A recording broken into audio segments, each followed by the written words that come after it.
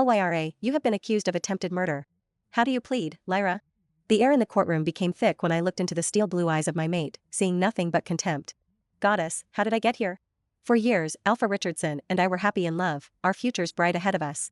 Then I discovered I couldn't bear him a pup, and as Alpha, he took on a breeder to continue his legacy, without informing me. That's when our lives began to spiral.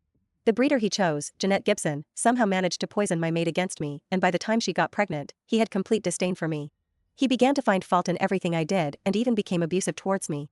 I tried my best to make things work and to be the perfect Luna, but he wouldn't budge. He was so enamored with Jeanette and her baby. If only he knew the truth. Well, answer us. My mate pressed. How do you plead? Not guilty. I stated with conviction, and the hall around me erupted in self-righteous murmurs and gossip. Silence. My mate ordered, and the room quieted once again. Then he turned his hateful gaze on me. You tried to kill my unborn child. I shook my head frantically. No, darling. I am Alpha Ragnar Richardson to you. He yelled, and I jerked in fright. Does he now hate me so much that I can't call him affectionately? I took a deep breath and exhaled. Alpha Richardson, I began.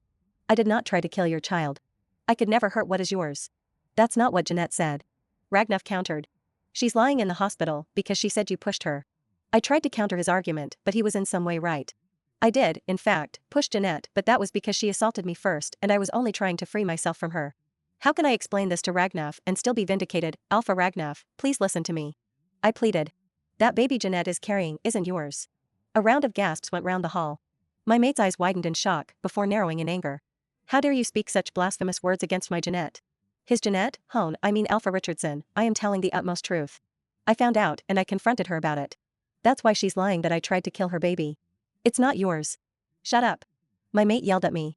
Jeanette told me that you were jealous of her, but I didn't believe her. I can't believe you'd stoop so low as to lie against that poor girl just because you are barren.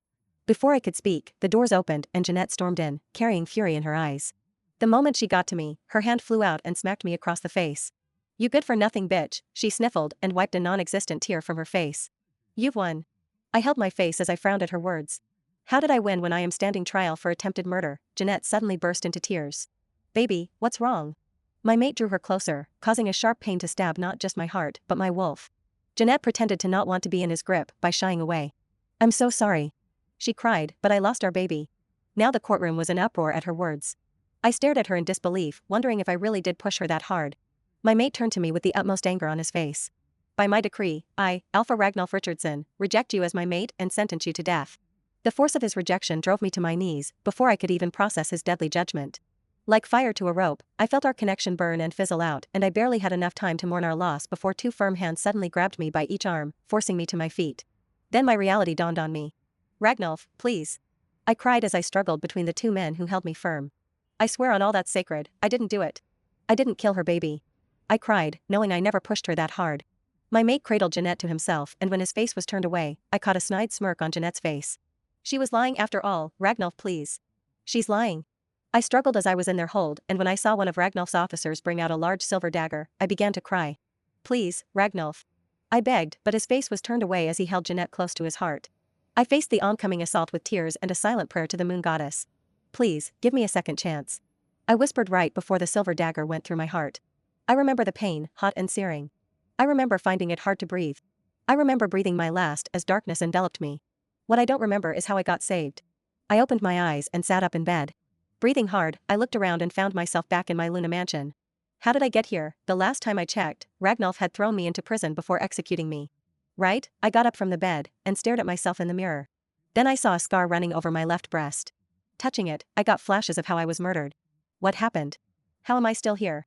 Did someone save me? Lyra, the door opened and I jerked in fright, my heart hammering fast thinking it was Ragnulf's men coming for me like they did last time. Instead, it was my personal maid, named Thea. She carried a tray of food and drinks and carefully placed it on the table next to my bed. Happy birthday, my lady. She bowed her head. Just a gentle reminder that the Alpha hosted a birthday for you at the Lunar Hall. What dress would you like to wear? I stared at her like she was stupid. My birthday was months ago, Thea. Her brows furrowed as her eyes moved with uncertainty. My Luna, I am pretty sure it's today. I stared at her warily. How can something I have attended months ago happen today? Then it dawned on me that Thea was dressed exactly as she was dressed that day. If I should guess right. She made pork chops and chicken noodles for me. Checking to see if I was right, I went to the plate of food and opened the covers. To my surprise, I was right. This wasn't a usual meal I ate, but that morning, my mate had sourced it specially for me to make me happy. There hasn't been pork in the pack for weeks. Where did you get this? I asked her. My Luna, Alpha Ragnolf secured it for you from a neighboring pack. He knows how much you like pork and wants you to be happy. I blinked in shock. Is this déjà vu or something? Am I dreaming? I shook my head. If it was all a dream, then I wouldn't have this scar over my chest. Right, so was this a second chance? Did the moon goddess hear me? My Luna, are you okay? I blinked and formed a smile. Yes, I am. Get me the midnight sparkly gown I chose yesterday. Thea bowed and left the room.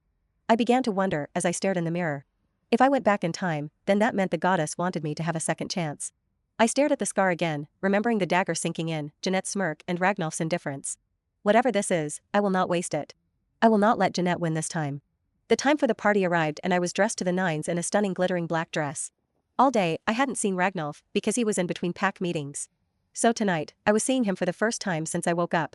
My heart hammered when I walked in the hall and there he was, watching me with awe and admiration instead of hate and disdain. He was dressed just like last time, so this further proves the fact that I went back in the past. Still, my heart hammered as I approached him, knowing fully well he was responsible for my death. Happy birthday, my love. He said, and as I approached him, he tried to hold my face to kiss me, and I flinched in fear. His brows furrowed in confusion. Are you all right, my love? I forced a smile for him and nodded. Yeah. Just jittery. He smiled. You don't need to be nervous, my love. This party is all for you. I reinforced my fake smile for him as I faced the crowd. He was right.